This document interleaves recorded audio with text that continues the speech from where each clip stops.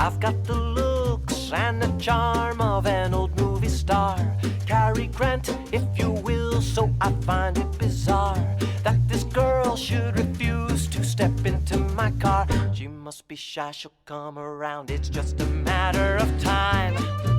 Aurora, Aurora. Hey there, Screen Beans, and welcome to Screen Snark, the podcast that celebrates all of the shows that are in our eyes, on our minds, and in our hearts. I am Rachel Quirky Shank. And I am Matt, a.k.a. Stormageddon. Yeah. Yeah, we did it. Didn't it? You got purple hair. I do, Matt. and you've got pink hair. I do. This is the combination of red and purple that is faded out. Nice. Yeah, I've watched it a couple times and it hasn't faded yet. I'm very happy with it. This is many washes, but people in Clayton, New York were loving it. Good. Excellent. They should. I thought I was too gay for Clayton, but Clayton was like ready to embrace me. Excellent. So, haha. Love when a town is gay. Love it. Yeah. It's always the best. It's always better. Make it gayer. Make it gayer. That's Everything what can I always say. be gayer. Crank up that gay. Our guest today is one of the most awesome folks on the internet. We became friends through a previous guest of the show, the incredible Nathan Brandt. I want to welcome to the show the badass Ray Apollo. Welcome, Ray. Oh, thank you. I think that's the first time I've been introduced as badass. So thank you. You're welcome. Thank you. I appreciate that. By the way, my hair is graying because I'm getting old. Oh my gosh! Why do you think mine is mostly pink? If you could see the salt. Oh yeah, you could see the salt and pepper, the signature ones. Yeah. Oh, there you go. Oh no. Going. I'm getting a. This is perfect audio content for our listeners. Yes. Well, as you can see, for your context, I am pointing to the few gray hairs at the front of my wonderfully long black curls, and they stick out very well. Slowly turning into Mr. Fantastic over here. Look, you were always fantastic. Now you look it. Yeah, my arms can also stretch very far. You might see. You might see a doctor about that one. Maybe, yeah. yeah. But this is The doctors keep telling me not to jump into vats of radioactive goo, Again? but I can't stop. I won't stop. Can't stop, won't stop. Oh no. I refuse. Ray is an awesome personality on the internet. He is the community marketing specialist over at Twitch, and he is also an incredible streamer, and we're going to talk more about that in a bit. But first, as always, this is not a podcast about doctors and radioactive goo, although I guess it could be. I would like to. Depending on what we watch. Yes, that is true. But it is a show, in fact, of which the shows we have watched. And I will go first, as always. And I was kind of scrambling this week to find something to watch. I've kind of been on TV overload. For those who have been with us for a while, you know that I am making my way through The West Wing. And I'm not going to officially bring The West Wing on until I've completed it. And we are like 2 episodes away from finishing it. So probably the next one. That was our pandemic show, me and my spouse. Like, we watched the voting special last November. And I was like, I've never seen this show. Will you watch it with me? And she got so excited. And we've been slowly watching 7 years of West Wing over the pandemic. Because, you know, time has no meaning. It's a lake. But I ended up remembering that there was a Netflix show that came out that I wanted to see, and I was reminded by actually seeing a trailer for a different Netflix series. For those who don't know, Netflix is putting out not 1, but 2 He-Man shows over the course of the next year or two. One of them is a continuation of the original cartoon, and then one is a brand new one, starring Yuri Lowenthal of Spider-Man fame, playing Prince Adam and He-Man, which has me so excited. Amazing. Because he is a delight. Spectacular. But I realized I hadn't watched Masters of the Universe Revelation yet, which is the new continue one. This is continuing the original story. It's animation, it's 2D animation, and it's created by Kevin Smith. Yeah, so I like that one. I started it and I was like, am I gonna like this? And then I was like, oh no, I actually really like it. It's good. It's really the animation's phenomenal. The voice acting, the cast is great. Like, just a ridiculously awesome cast. Rachel, have you seen it as well? Yes, I watched it all in like a binge and thought it was fantastic. Shout out to my buddy Griffin Newman.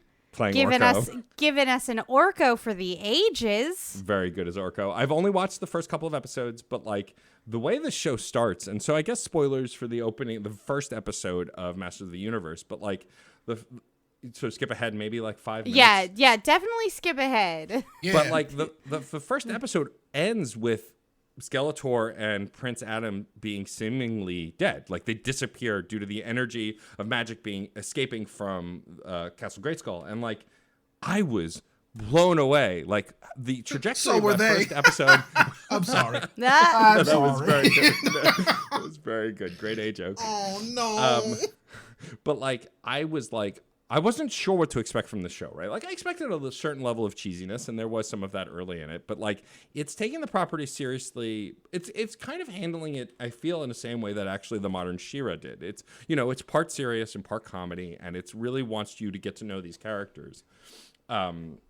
And I mean, also, I just have to say, Mark Hamill as Skeletor is like destined it to just exist. works. Like he's just so perfect. Yeah. It just Like works. I don't even think about it. It's Me just neither. he just is. How many more villains can Mark Hamill expertly voice? Because I mean, if Joker, I get my A+, way, an infinite amount. Yeah.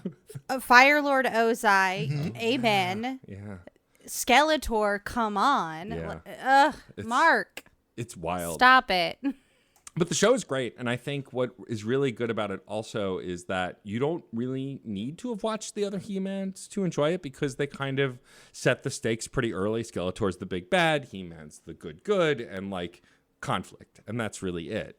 And I'm curious to see what I think of it as I continue to watch it. But I just, as a fan of old cheesy like 70s and 80s cartoons, like it nails the mood. And I think that's something Kevin Smith is really good at. I'm hit or miss with Kevin Smith. I've always been a fan, but like some of his stuff reaches me more than others, especially as it's aged. But like what he is good at is representing a period of time. That's what Mallrats is. That's what Clerks, all of the Clerks movies are. Like that's what every one of his comedies for sure is a time capsule for that period of time, for better or worse. And I think that him writing Masters of the Universe is also really perfectly adept because he's good at capturing a time and a place.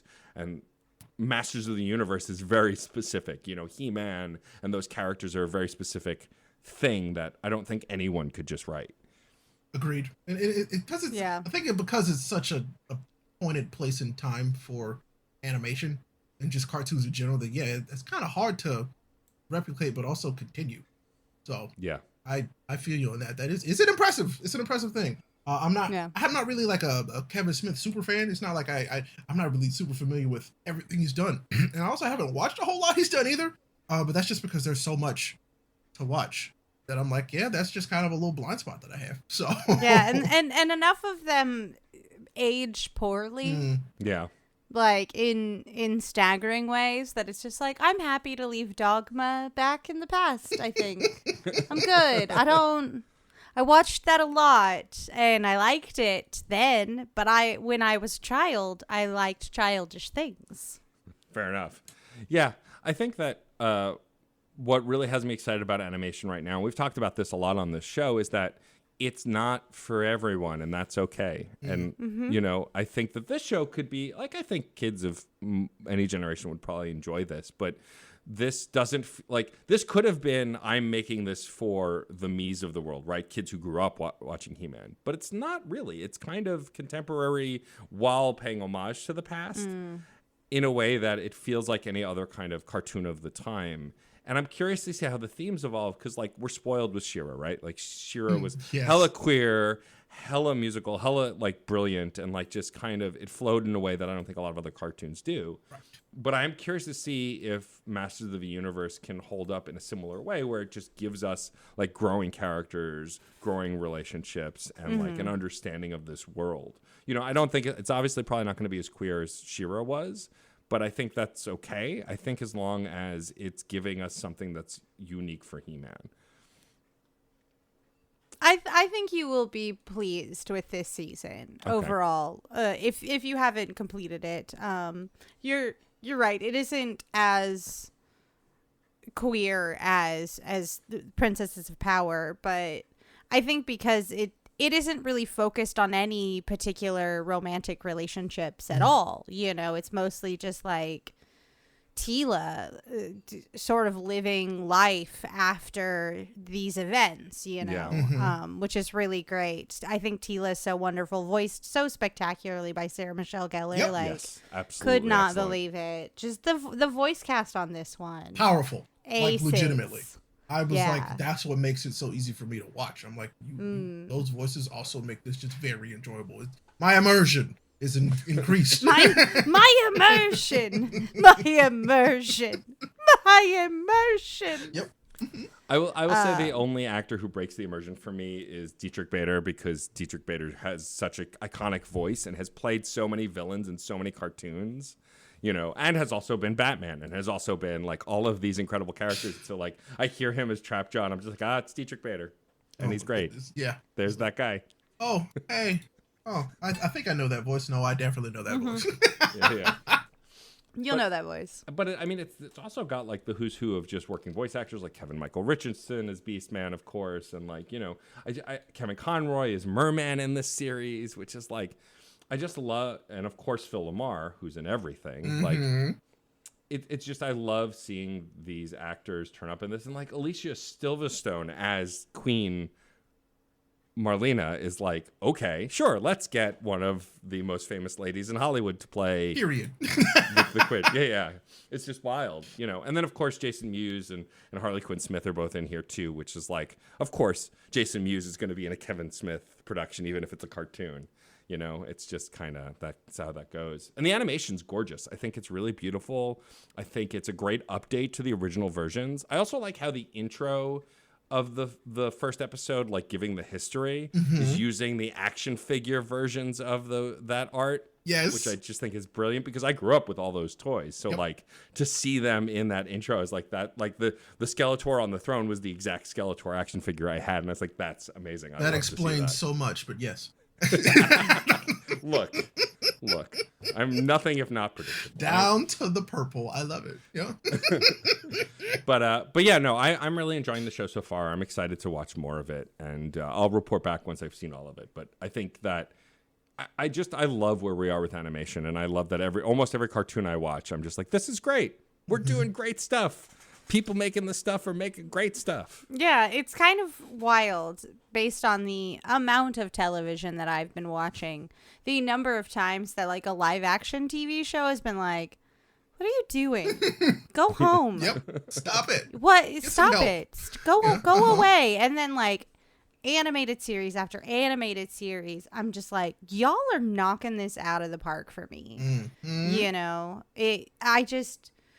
can we get more animation writers in live action? Because the way that animation currently is constructing stories and telling... I just started Centaur World. It's not what I brought at all, but like an animated musical show with like weird aesthetics, like almost like if Adventure Time threw up everywhere. You know, but like ate a lot of My Little Pony first. You know, the bad part is like, this makes sense. Yeah. And it's this much sense. And I can't believe how emotionally connected I am to these weird looking centaur creatures and this horse who's literally named Horse. Sure. Why not? I love them and I want them all to have their way, you know? Amazing. But yeah, I mean, I think that I'll have more thoughts on Master of the Universe once I've watched all of it. But I'm really enjoying what I've seen so far, and I'm excited to get through the rest of the season. Nice. Well, Matt, I know it's early in your journey with Master of the Universe, but if you had to describe this in 3 words, without using Masters, without using of, without using Universe, or Revelation, because that's the little colon in there. How would you describe this watch, this piece? Badass nostalgia returning. Nice. I like that. I like that. I think that whether you're a fan of He-Man or not, it's worth giving a shot. I think, especially if you like animation and you like action and you like anime. I know no one here likes anime. I don't. No. I don't like There's anime. nobody here that likes anime at all. Yeah, I definitely don't love anime with my whole heart. With your whole heart. With especially my entire being. And your potentially has replaced the core of me as a person. Not possible. I'm 85% anime at this point. Far too much anime just in everything that I do. Oh, no. Well, Rachel, what is Yes. the most recent thing that you have watched? If it's not Centaur World, It's not Centaur World. Well, I'm going to bring the most recent season of television I've completed. Okay. Just for everyone's edification, I am all caught up on Ted Lasso, and it is amazing. Please. I'm not yet. Please. Oh my gosh. I've heard good things. This most recent episode like focuses a lot on Coach Nate, and I'm just like Oh, good. here for it because I love Coach Nate so much. I also I want to kiss Roy Kent on that filthy mouth of his so Everyone much. I see, they're like, "Oh God, I love Roy Kent." And I'm How like, smug how- bastard. how can I just want to know how I can get into a thruple with Keeley and Roy Kent because I am not kidding. Okay, That never is mind. You got me there. Yeah. a powerful couple. But that's not what I brought. I'm actually also living in the animated world this time round, and I am going to be discussing Star Wars: The Bad Batch. oh, amazing! Oh, I've heard Yeah. really good things about Bad Batch. It's too. incredible. Come with me on a journey with me to an adventure where war veterans become disillusioned and anti-fascist. The Bad Batch. Amazing. You love to see it. It has been such a wild ride. I cannot believe what an opposite end of the quality spectrum animated Star Wars in recent history has been over its live action counterpart. And that this show focuses on some really strong characters that just showed up in the Clone Wars in like the last season. You know, just these modified clones. There's Hunter, Echo, Crosshair, Wrecker, Tech, and that's all the Bad Batch. There's 5 of them. And they meet a young femme clone named Omega. And it is the story of the Bad Batch, including Omega, escaping the Empire, becoming wanted, and becoming more and more anti-Empire, you know. And it's also been a really great lens into the way the Empire built itself after the events of the third Star Wars, Attack of the clones. Yeah. Revenge of the Revenge of the Sith. Sith. In chronological order, yes. Yeah. You know, the fall of the Republic and sort of like what that was like, what happens with Kamino, what happened to the clones, because by the time we get to New Hope, the stormtroopers aren't clones anymore. You know, so how does that happen? And it really highlights the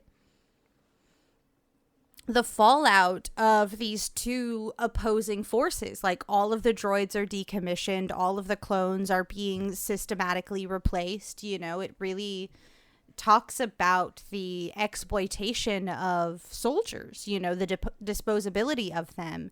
And I can't stop thinking about how interesting it is every time a piece can do social commentary in the lens of high fantasy, because like this is, I'm not kidding when I say this is a story of war veterans becoming disillusioned and progressively more and more anti-fascist.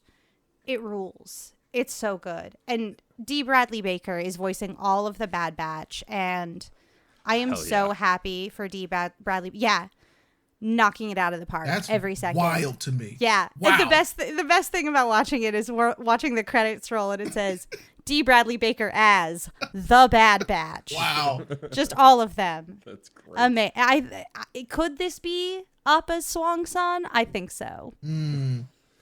That's all I've got. If you aren't watching it now, please watch it. It's amazing. The first season is done.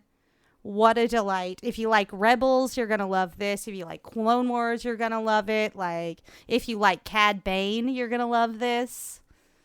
My curious question is, so I didn't finish Clone Wars. I watched, I think, everything that aired, and then when the new season came out, I didn't get to that. Yeah, I haven't got to that yet either. Can you watch The Bad Batch without having seen that stuff? I mean, if you know what happens at the end of Revenge of the Sith, yes. Okay. It's one of those, like, I don't get some of the references. Like, I only could mention the name Cad Bane because my partner got very excited. They were just like, yeah, Cad Bane. So it gives you enough to go off of. Yeah. But I do recommend that last season of the Clone Wars. It's phenomenal. Just the way they deal with Ahsoka Tano. another like, oh, this ex-police gets disillusioned and more anti-fascist. You love it. You love it. Yeah, I've been wanting to watch a lot of the animated Star Wars. I missed Resistance, I missed Rebels, and I missed that final season of Clone Wars. And so like I've been wanting to go back, but it's getting to a point now where I'm overwhelmed in the same way that like there's so much. Yeah. I fell off on the Netflix Marvel shows, and like I loved the first 2 seasons or 3 seasons of Daredevil. I loved, the first season of Luke Cage. I loved the first 2 seasons of Jessica Jones. I didn't watch Iron Fist like everybody else. Good. And yes, everybody skipped Iron Fist. And like I liked the Defenders, but then when I tried to go back and watch those last couple of seasons of those other shows, and Punisher, I was like, I don't have the stamina for this. Like I want to see these shows and like I love these actors, but like I just don't have the drive. Yeah. Well, may I say, you can consider the Bad Batch your stamina potion, because I'm not kidding you. After watching the Bad Batch, I'm mostly like, I should go back and watch Clone Wars and Rebels. I should do that. It's one of those that's like, oh, I'm excited about this universe in a way that I want to engage with the other things again. And I've already seen all of Rebels and most of Clone Wars. And I'm like, I'm gonna toss those on again. That's a good pitch for that. Yeah, because like I loved The Mandalorian, and I'm also a sucker for Mandalorians in general. Like Boba Fett has always been my favorite character, and like all of that. Yes. Aw, that child. Oh, then I guess I didn't realize he was also right there. That's hilarious. Yeah, that's true. Yeah, that's true on your coaster. But like, this is a wallet. Surprisingly, I don't remember why I have this, but this is a wallet. So nice if for you like, what the heck are you talking about? Yeah, I have a wallet with the child on the front, and it says that this is my good side on the back side, which is strange, but all right. All right, sure, why not?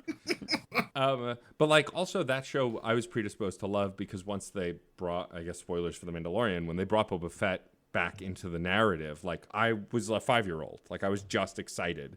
Also, I'll watch anything Ming-Na Wen is in because she's incredible and never ages. Like, also Ming-Na Wen is in the Bad Batch. As the same character, right? As the same character. A lot of pluses so far. Yep. So, yeah. Oh, yeah. Oh, yeah. Oh, yeah. Oh, yeah. That's all I've got to say. Just, oh, yeah. Oh, yeah. Oh, it's yeah. only 2 words. Well. Oh, heck yeah. Oh, heck yeah. Oh, hells yeah. Can I get a hell yeah? Yeah. Hell yeah. Well, Rachel, if you had to describe the Bad Batch in just 3 words, and you can't use the words the, bad, or batch, or Star Wars, I guess. Yeah. What 3 words would you use to describe the Bad Batch? Families against fascism.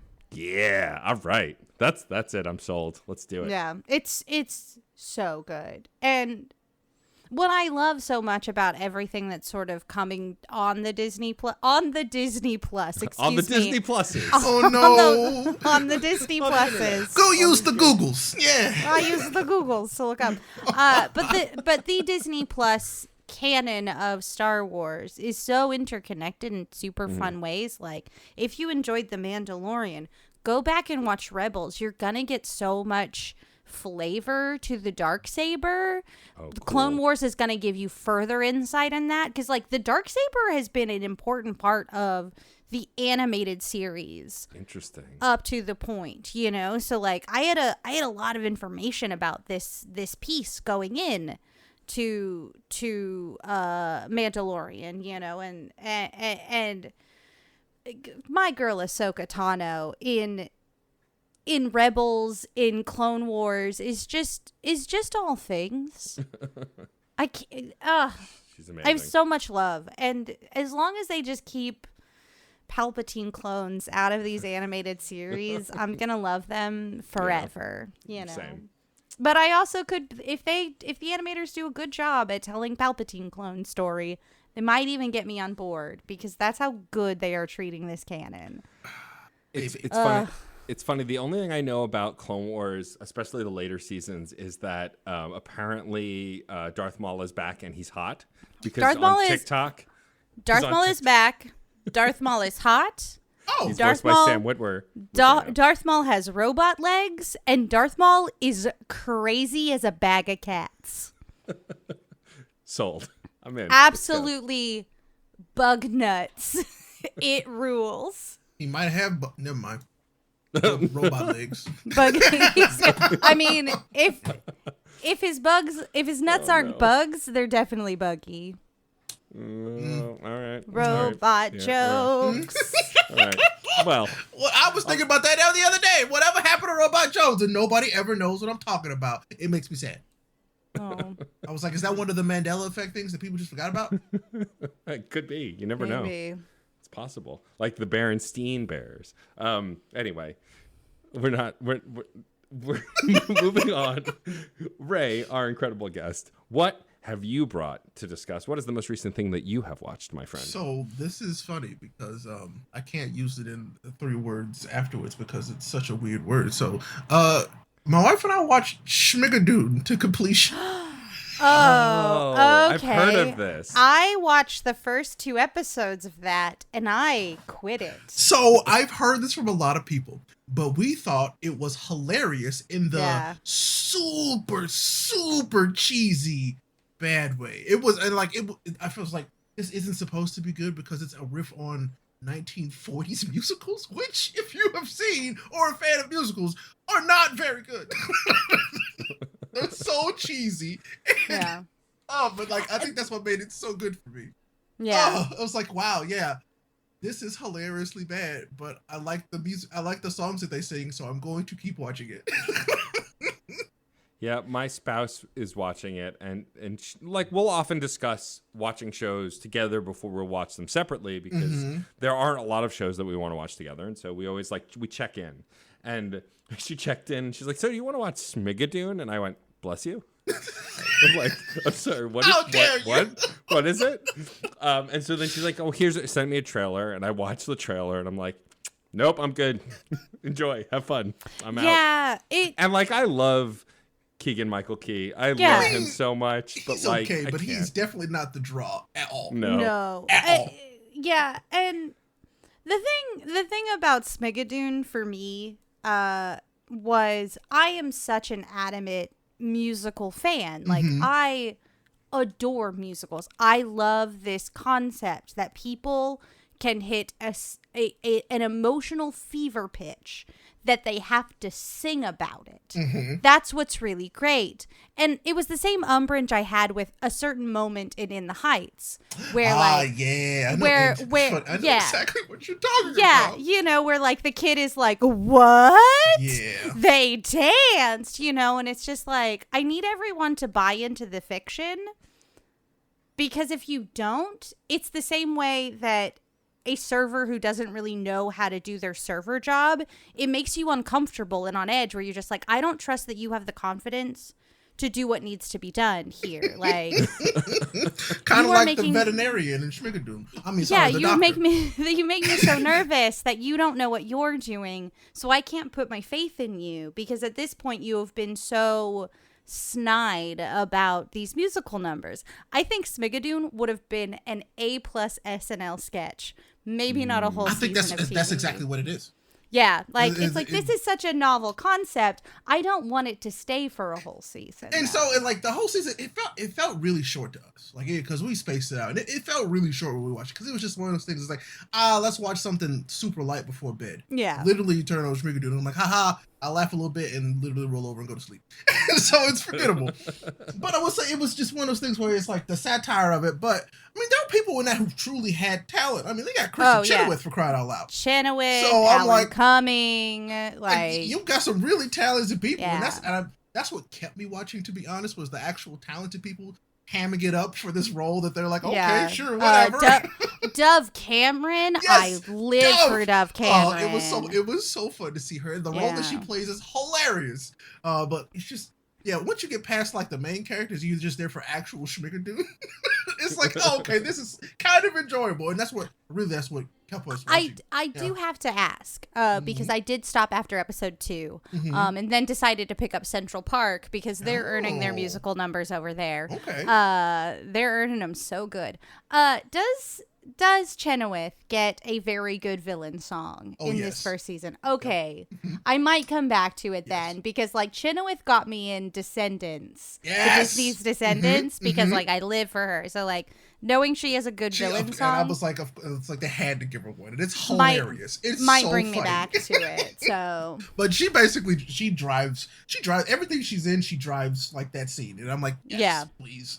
But no, it's goofy, it's corny, and I'm like, all right, I know this is going to end eventually, and they'll probably never do it again unless I was like, well, if it ends the way I think it ends, maybe they could just bring in different couples to Schmigadoon, and they do a different era every single time. And I'm like, oh, okay. So like the next one could be in the 50s, and I'm like, that would be cool. But who knows? But I just like, it's just a goofy, like, really like, C-tier like TV show, and I'm like, sometimes you need that as like just a weird like reminder of yes, this isn't as quite as good as the stuff that I usually enjoy, but it's not terrible. So but yeah, the music, I love the musical numbers. The musical numbers are fantastic. It's just the voices they got are great. I can't wait to see this be one of the I think the closing song will absolutely be a song that high schools across America will be singing in the next 5 years. Nice. Absolutely. I was like, oh god, it's one of those songs, and they knew what they were doing when they wrote that song. So I was like, yeah, there's gonna be a lot of high school choirs singing this for their end of year performance. So other than that, it was just goofy. Sometimes I just need goofy, especially with all the other serious stuff that's going on.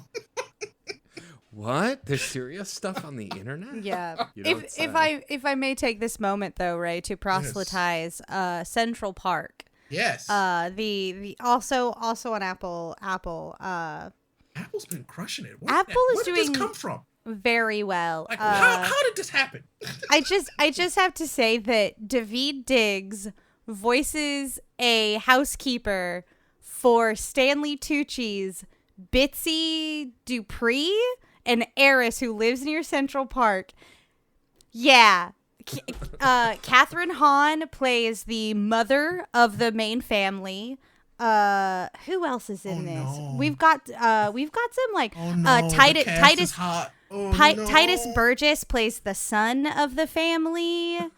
It's so Josh Gad is a troubadour who lives in Central Park. Oh, it's great. Also, in the first number, they do mention very briefly that Seneca Village existed, where Central Park is.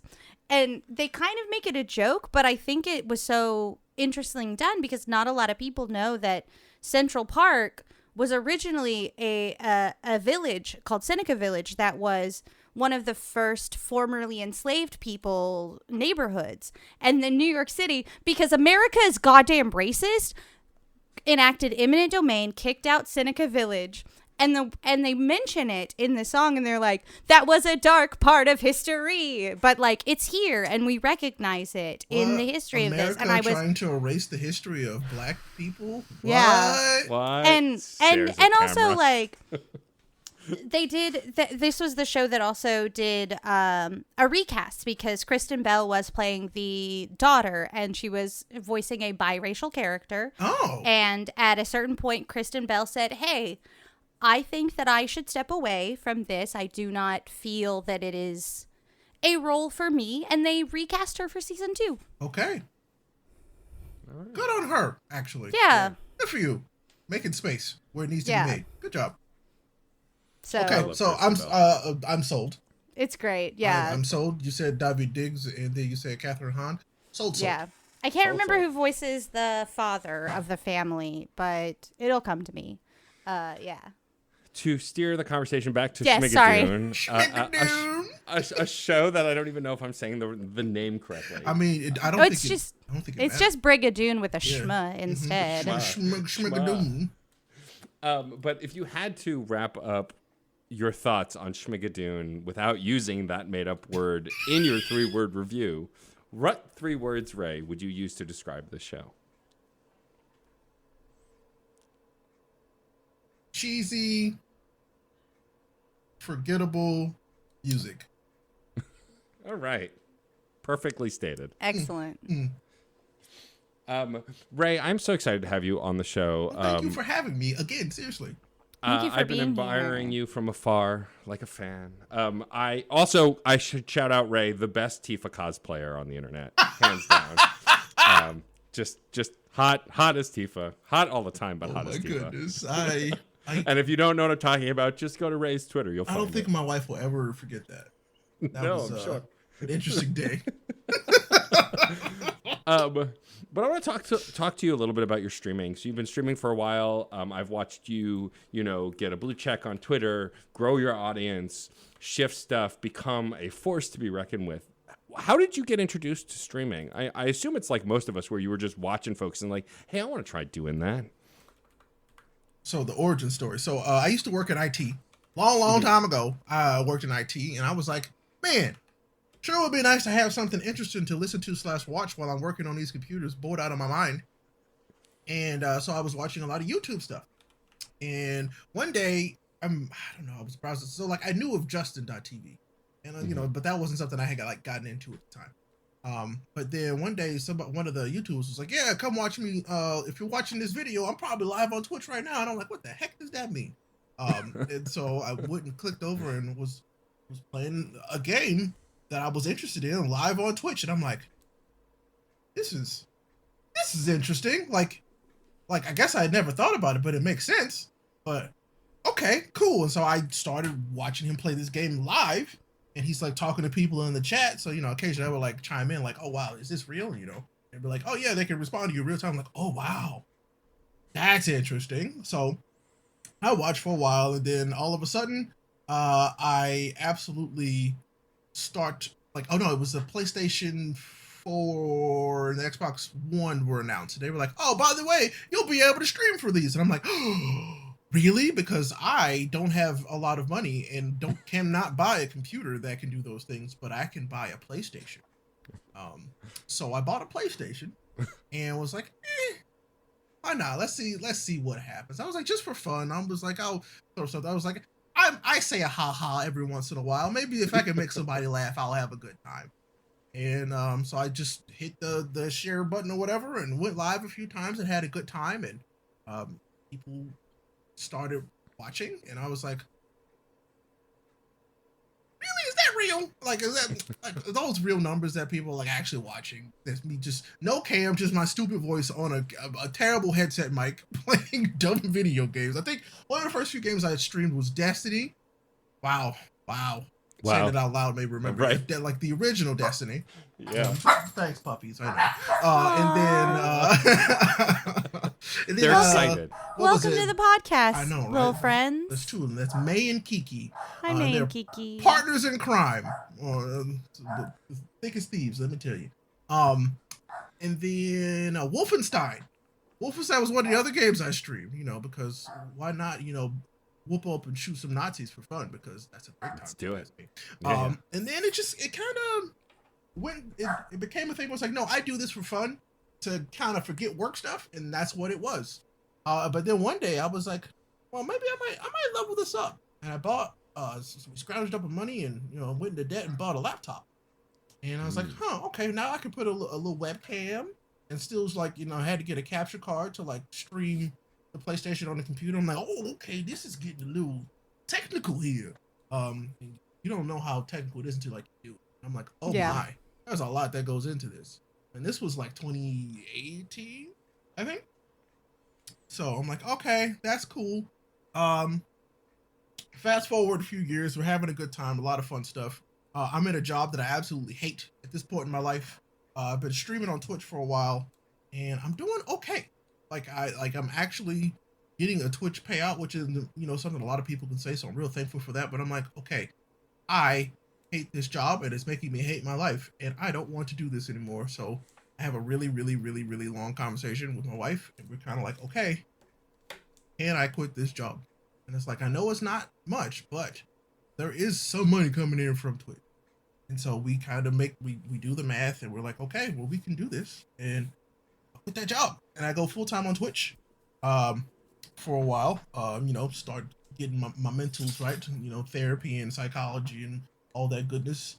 And one day, Twitch comes to call it and I'm like, what did I do? Oh no, they found me. They found me. What did I do? But it turns out they wanted to offer me a job. But this was like a year after I'd been streaming full time. And I'm like, wow. What? Me? And they're like, yeah, we've been paying attention. And I'm like, oh no. Yep. And they thought I was a good fit for it. So I said,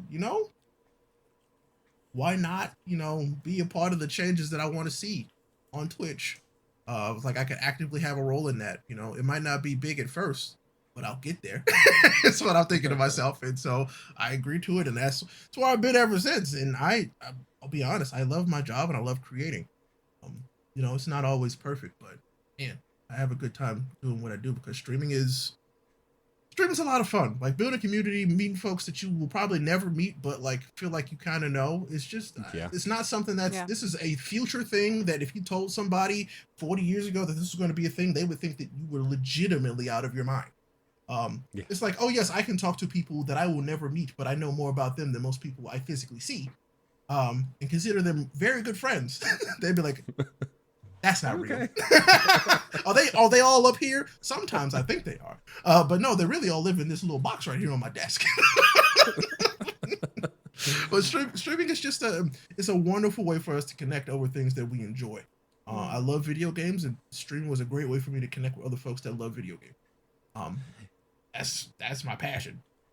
I mean, I love streaming. We all stream here. And I think part of it is like we all grew up in a generation where we watched our friends play games. Like we'd all hang out. Like I've never played a Resident Evil game until Resident Evil 4. However, I watched all of Resident Evil 2 with my best friend in his basement with the lights off on the PlayStation and had a blast. Like I have no desire to ever play a Dark Souls game because I'm bad at them. However, watching my friend Dan fail constantly until he doesn't in Dark Souls is so much fun because the chat gets that palpable energy when they succeed and beat that boss.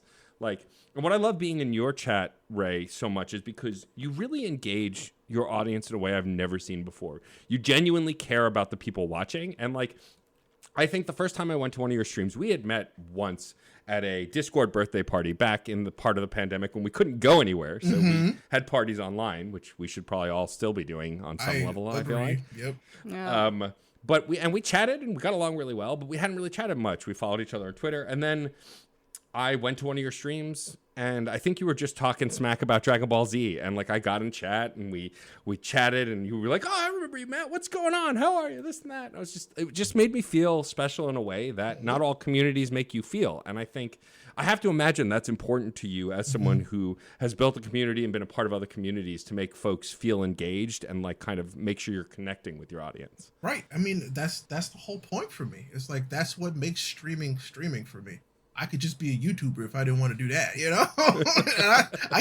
I'm really bad at that, let me tell you. But like engaging with other folks and like talking about the stuff that we enjoy and kind of like, getting to know a little bit about you. It's fun for me. And it's one of those things where it's like, I feel like I didn't just sit on my computer and play video games. I got to engage with some folks and play video games, which I'm like, that's a double win for me.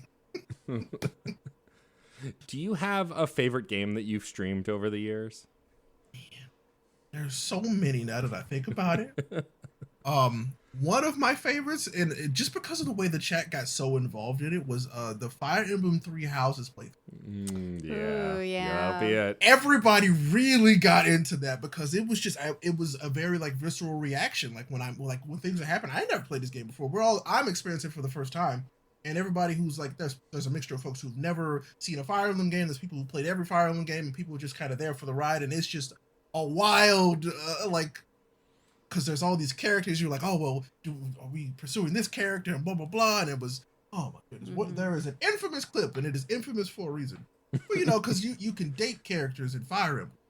Right. Well, I was particularly interested in this one character who we come to find out is 15 years old at the time, and there's a panic attack that ensues. I'm like, oh God, why is she so young? Why is she here? Was it Lysithea? No, it's Petra. Oh yeah, Petra's itty bitty. Yeah, but at the time I had no idea. And so, I'm like, every time I see Petra, it's like, oh, when are we going to get to go on a date, Petra? And then I find out she's 15, and I'm like, it's okay. I think your character is like 18 at that time. Still, I was like, oh no. Oh no. So I think I edited one of the clips after that I edited like the FBI SWAT team open up.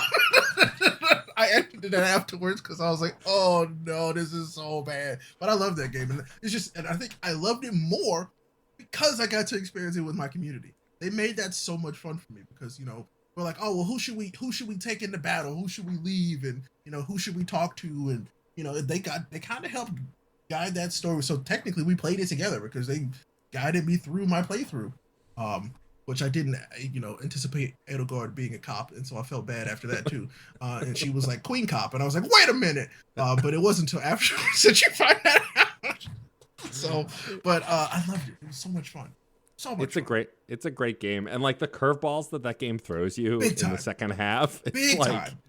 I was like, what's messed happening? Me up every single time there was one. I'm like, stop it. Oh, man. But man, it was good. Yeah.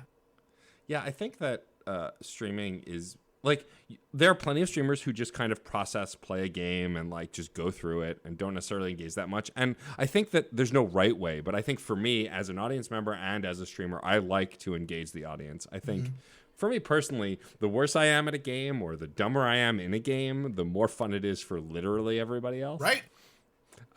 Like my favorite is I hate horror games. I'm a scaredy cat. I'm a coward. But during Halloween last year, I had owned Dead Space 1 and 2 for ages. And I was like, let me finally play Dead Space. And let me tell you, man, no, it was so good. And I had so much fun and I loved them. Dead Space 3 stinks, but the first two are good. But like that first game, I had folks in my chat, folks I know through Twitter who were just like, oh, we've played this whole game, Matt, and we're not going to tell you shit. Buckle up. And like, I scared the bejesus out of myself constantly on stream, but it was fun because I had people there with me. I wasn't alone. Like, I think I enjoy the community, especially during horror or like romance games, because there's this engagement and this palpable excitement to like go through those experiences together. Mm-hmm. I feel you. I too tried that once. I was like, yeah, let's play this scary game together. And they chose Resident Evil 7, I believe. Yikes. I think I made it 30 minutes and I said, F y'all, I'm done with this game.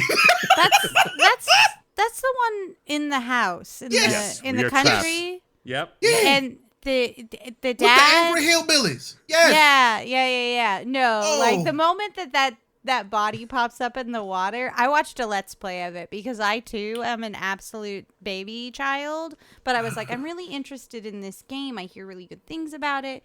I want to understand it. I don't want to, I have the dumbest thumbs in the industry. I can't even beat Skyward Sword without help. So that's where I am. But I did watch that Let's Play, and it was like, if I didn't have a buddy who was playing this while I was watching, I wouldn't be able to do it. That body pops out of that water, and I was like, nope. That's when I would have just like, I'd have burned that game in a fire. I'd just be like, nope, this is haunted. I took it out of the PlayStation and uninstalled it immediately. I was like, no. Then your wife attacks you, and you're just like, what the fuck? Exactly. I think I got literally to about that part, and I was like, Yeah, he like stab her in the face or in the hand, and she's still coming at you. It's like, no. But I did play 8. I played Resident Evil 8. Nice. Mostly because it didn't see like I'm outside, and that's not. It's not as scary when I'm outside. Yeah. Don't lie, Ray. You played it for the tall lady, like everybody else. Yeah. It's literally the.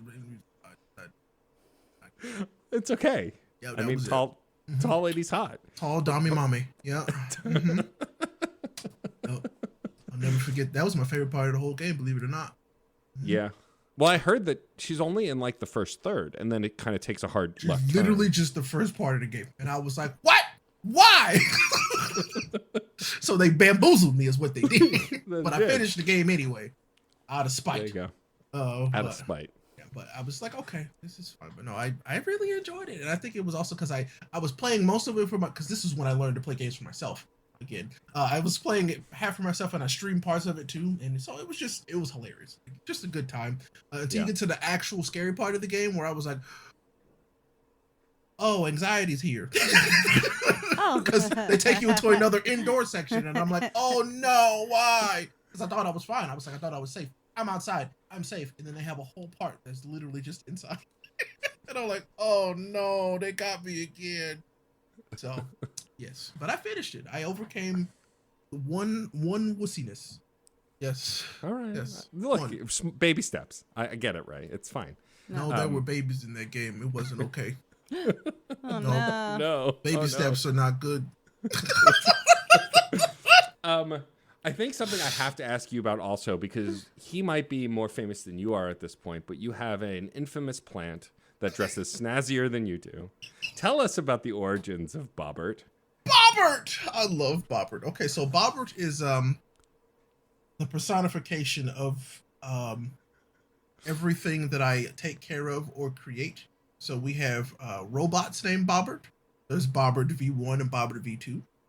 And then there is now Bobbert, the zebra plant succulent. I decided, so I moved into a different office in my house, and I decided that I wanted a plant. I was like, I want a plant that I'm going to take care of, and the one way for me to take care of it and make sure it survives is to give it a name. And so we went to this local plant shop, and I saw the little tiny pot with Bobbert in it, and I just knew. I looked at it, I was like, that's the one. I want that one. And I think the like off to the side, they had this like little section of like these moss rock pets, and you could buy hats for these moss rocks. And I was like, give me one of them. They were like, one of the moss rocks, and I said, no, the hat. And they're like, what? And I'm like, yes, no, give me the hat. Because I saw it and I knew immediately what I was like, I want my plant to wear hats. Why would I not put a tiny hat on a plant? And thus, Bobbert had hats. And now I have an undisclosed amount of tiny hats in my home. For the daily Bobbert. I love them. It's one of my. It's the thing that just brings me joy. Like I love Bobbert and putting hats on Bobbert and posting them on the internet because it makes other people happy. Like I saw a notice. It was like, oh, people like this. This is nice. They're just like they just genuinely enjoy it. I'm like, okay, good. But no, I love Bobbert and Bobbert's hats. They're great. So, yeah. I tried to get Ray to tell me on Twitter how many hats he has, and he won't. He won't. He's not gonna. I get asked all the time, "How many hats do you have?" I'll never tell. That's between you and Bobbert. Exactly. And who am I to pry? I mean, I will just say that it is a lot. Good. Good. But yeah, I love Bobbert. What's right here next to Luigi? What is Bobbert's best hat in your opinion? Oh, my favorite one is sitting right here. Actually, it's Bobbert's trans right hat. This is trans rights. Yes. It's pink and blue and adorable. I love this it's hat. a little sun hat. It's a little sun hat. Yes. I love it. That's actually my favorite hat so far. Love that. Because Bobbert says trans rights. Exactly. Yes, as everyone should. Thank you very much. But I saw that hat. I was like, it's perfect. I would love to see your search history on Amazon. No, you don't. Your ads. No, you don't. The ads must be great. The tiniest of hats. The tiniest of hats. Before you we don't wrap want to up, know what other people put hats on. I don't ever want to see that again. Ever. Pulling the eject button. Get me out of here. Your Wish search history is just like so fucked at this point where it's just like, I didn't want to put a hat on that thing. Ever. Nope. Okay. Wish. Well, here we are. Yep. We've arrived. Welcome. It was inevitable. It was inevitable. Ray, obviously you are an avid video game player, an anime watcher. Yes. I wanted to ask you before we let you go, what's one anime that you would recommend that someone might not have heard of that you think is great? And what's one video game that someone might not have heard of or might not have played that you think is great? Yeah, give us those underground knowledges. So this one's good, and I like to when people ask me questions like this, I like to give them one that's accessible to them. It's like, what's a service they already have that's not just anime focused? This one's on Netflix, and it's called The Great Pretender. Ooh! If you have not watched The Great Pretender, I suggest that you do. Not only because it starts out, and I love that they did this, and it was just one that took me completely by surprise. It was my favorite anime of last year. It starts out in Japanese, but then it gradually transitions to English, and it makes sense as to why. Ooh. It is just, the characters are really good. The story is also great. The animation's fantastic. Netflix had a good one there that not enough people gave time to or enough credit, because it was a Netflix anime at the time, and it still is, but it is very good. I found myself I was like, I'm watching this entire. I don't normally watch everything that's out on a Netflix show as it comes out. I just don't consume content like that. But with this one, I was like, no, I'm gonna watch all of this in the next few days. And I did, and I enjoyed it. So absolutely recommend The Great Pretender on Netflix. Okay. Give it a look, and then I would love to know what you guys think about it. It's not like, I'm always curious. I'm like, what do people think of this? Because it is different. And it's not like your typical, I'm gonna yell at you and talk about my friends. No, it's not one of those. This has an actual story, and it's pretty good. So think the one example I can give you is think Ocean's 11 anime. Okay. Ooh, okay. Yeah. I love a heist. Yeah, it's heist. very good. Nice. So all right. And then one video game, One video game that you don't think enough people played. Yeah? Yeah. I have a lot of options for this one because I play a lot of indie games. But I think as I go to look at my desktop, I'm going to go with and this one's tough. Because I'm torn between The Wild at Heart and Monster Train. Ooh, I've heard good things about both of those. So I think I know Kiki. Oh my goodness, the saddest puppy in the world. Aww. I think I'm gonna go Monster Train because Monster Train I could play Monster Train whenever. It doesn't matter what kind of mood I'm in. I could just turn on Monster Train. I know you could too. I know. And absolutely just enjoy Monster. Monster Train is it's a deck builder, but it's not just a Slay the Spire type. It's similar to Slay the Spire, but you're literally on a train to hell to restart the fires of hell, and you have to battle these boss angels at the end of every stage, and you get new cards and new demon types as you go your way through. And so the train has 3 levels, and you have to play cards to basically protect the ember at the top of the train, which is the 4th level. It's a lot of fun. The music's great. The animations and the cards are cool. I adore Monster Train. I truly do. So yeah, I recommend that one. Love that. I love that. Excellent. I haven't played enough deck builders as video games. This is a good one to start with too. Cool. It's super intuitive. You just kind of play cards until you figure it out. It's not you have to figure out this deck composition, and you have to, if you want to win, you have to use this specific. No, just pick what you want, and you have a chance to win everybody. Sometimes you don't though. That's okay. That's what's fun about video games. Exactly. God, if I only played games I was good at, I probably wouldn't play very many. I wouldn't play a single game. I'm about to say, what game would I play? I'd play, I guess, Cookie Clicker? I don't know. I actually don't know what game I'd play. I guess I would keep reading books. Yep. Well, Ray, thank you for joining us. Ray. This has been a delight. Of course. No, seriously, thank you so much for thinking of me. I was like, I want me to be on the show. Thank you. I love to talk with wonderful, nice, fun people, and I just found 2 of the most fun, wonderful, nice people. Well, we'll have to definitely bring you back, and we have a horde of other podcasts to bring you on over on our podcast network, Certain POV. But before we do that, and before we ask you our final question, we're going to thank some folks. But first, I'd love you to tell folks where they can find you and the stuff you do on the internet. Plugs.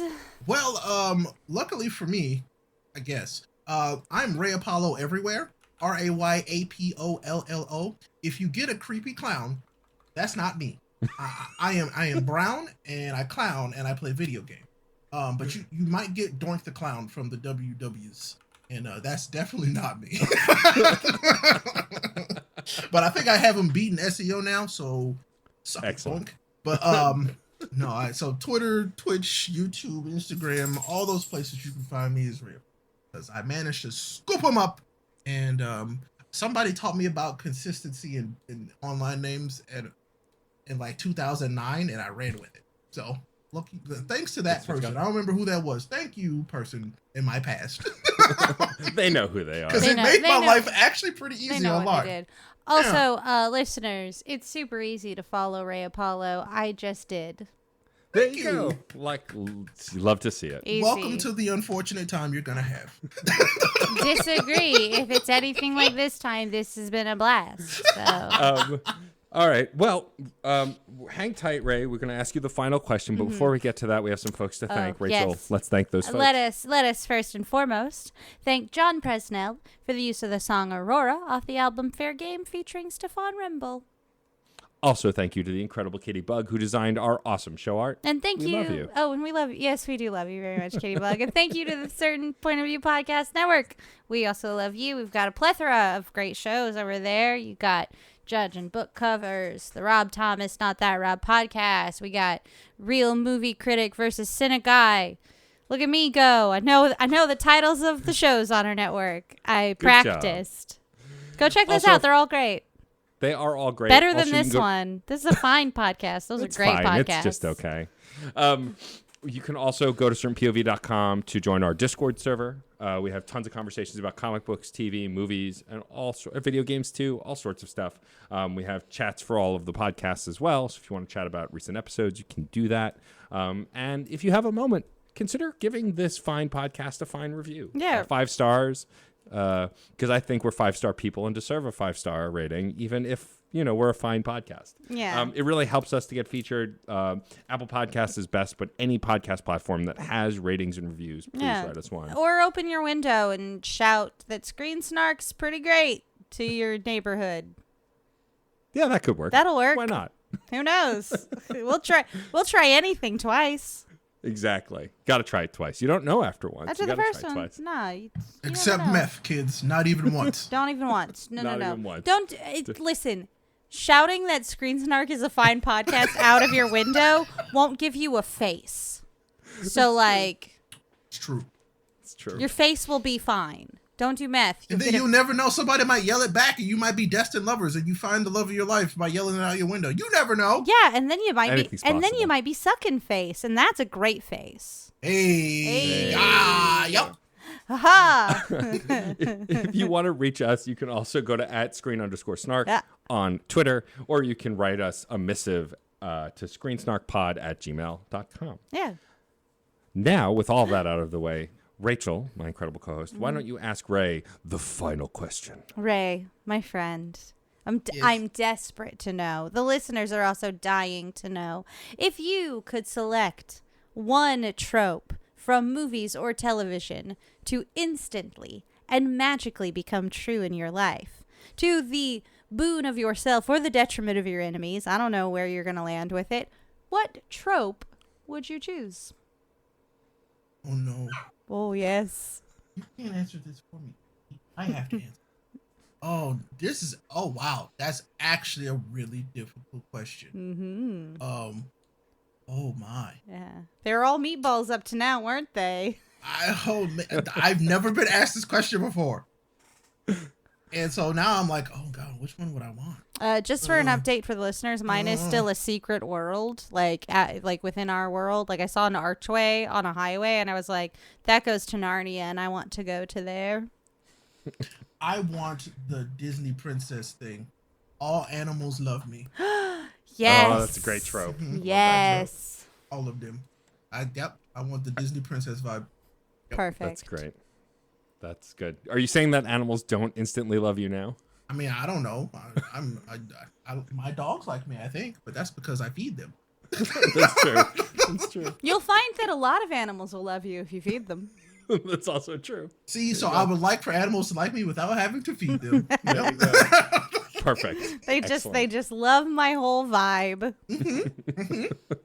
Season 2, we're gonna of Schmigadoon. We're gonna see Ray singing and animals flocking to him like in a Disney musical. Let's make that happen because that would be hilarious. That would be hilarious. Oh, I would goodness. love that. Well, Ray, thank you again for Thank joining you, us. Ray. This has been an absolute delight. Thank you. Yeah, I had a lot of fun. So thank you. That's what we strive for. Doesn't matter if it's sensical, as long as we all have a good time. That's what really matters. That's my life. Yep. I, of course, also want to thank my incredibly beautiful, stunning, and charismatic co-host, the brilliant Rachel Quirky Shank. And I want to thank my Families Against Fascism co-host, Matt, a.k.a. Stormageddon. That's my new favorite thing. I love it.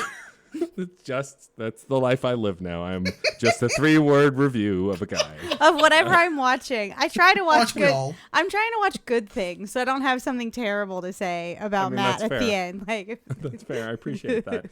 And of course, we want to thank you, our incredibly loyal listeners. Thank you for being a part of this incredible show, this fine podcast. And we will see you at the movies or on a couch somewhere. Bye-bye. Aurora, Aurora, Aurora, Aurora, Aurora. Metal to magnet, she will be mine. Aurora.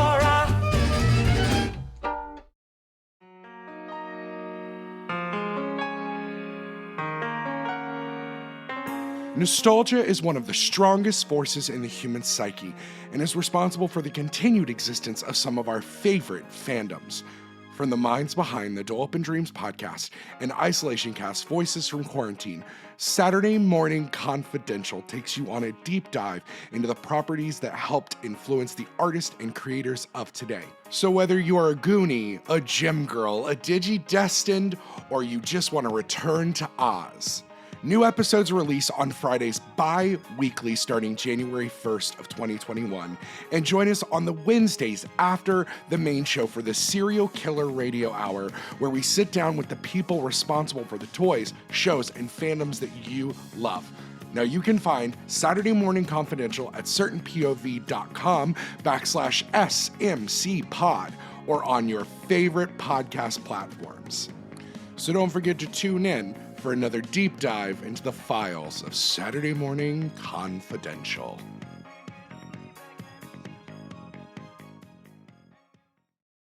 CPOV. CertainPOV.com.